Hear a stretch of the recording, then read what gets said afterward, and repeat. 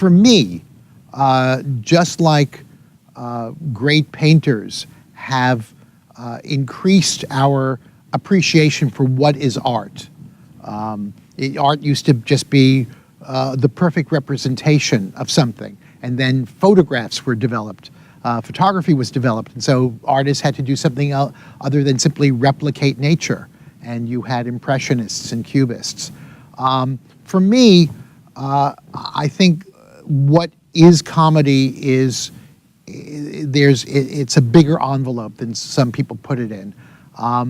Comedy can be scary. Comedy can be sad. I mean, I recently rescreened Billy Wilder's The Apartment, and it's a sad, sad movie.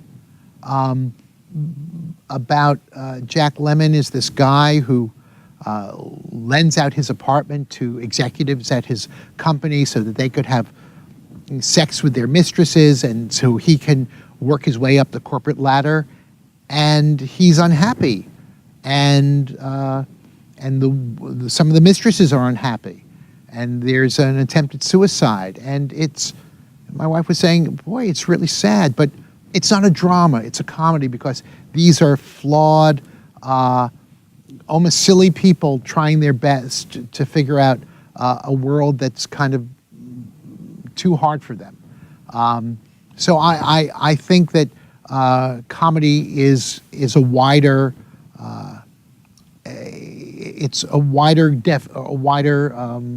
class than some people might think. I think Three Billboards is a comedy.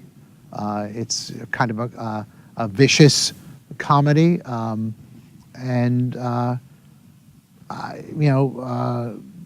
one of my favorite comedies from the last couple of years was the Grand Budapest Hotel, which was this confection, literally this wonderful Middle European confection that at the heart of it was about a lost era and lost people. And so you can have sadness at the heart of comedy. You can have tragedy at the heart of comedy. Whereas in drama, you're not going to make things ridiculous very much in a heavy dramatic movie. One of the things that I like to talk about is the fact that drama helps people dream about what they could be, but comedy helps people live with who they are. So drama is a beautiful lie, but it kind of ignores or whitewashes a large part of human behavior, whereas I think comedy can accommodate both the ridiculous and the sublime. I suppose there is. I mean, what I like to think is that even if I'm not laughing at something, I can at least appreciate where the comedy is and why people are enjoying it. Let me preface this by saying that the first thing I talk about in my workshops is that there's a difference between funny and comedy. Funny is whatever makes you laugh. If you're laughing at it, to you it's funny. By the same token, if you're not laughing at it, no matter how learned a review in the local paper, no matter how many people tell you this is hysterical, if you're not laughing, to you it's not funny.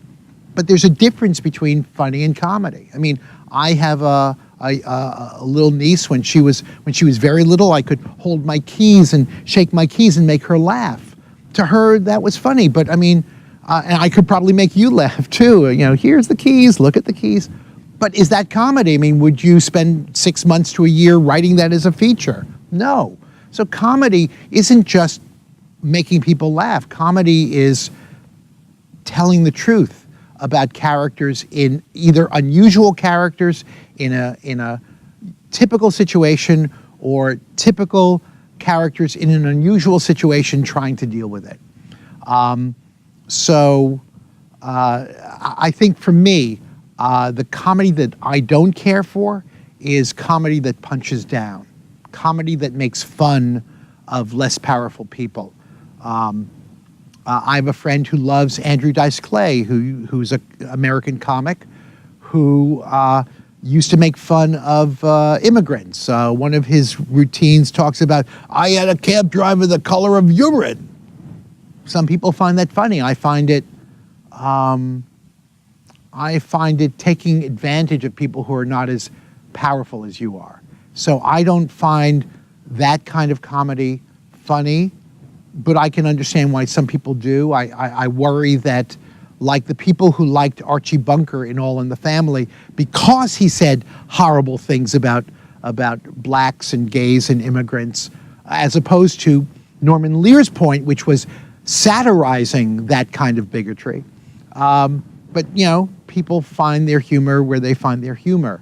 I don't like the Three Stooges because I find that unmotivated violence just kind of noise, and I like stories. I like human stories behind it, and just Moe slapping Larry and Curly to me is tiresome. I assume that when I was 12, I enjoyed it more than I do now, but I'm no longer 12.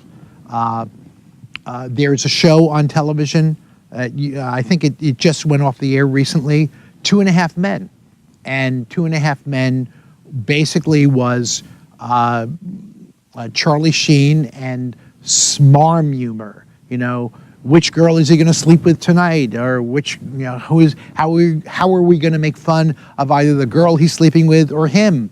And I found that, to me, that wasn't my taste. But I understand it was very, very popular, but so is McDonald's. And you don't send somebody to a great culinary school in Paris to learn how to, you know, make Big Macs. So when I teach comedy, I'm trying to teach the art and craft of it. And, you know, there's room enough for everybody and everybody's sense of humor. Somebody else can teach somebody how to make another 2.5 Men.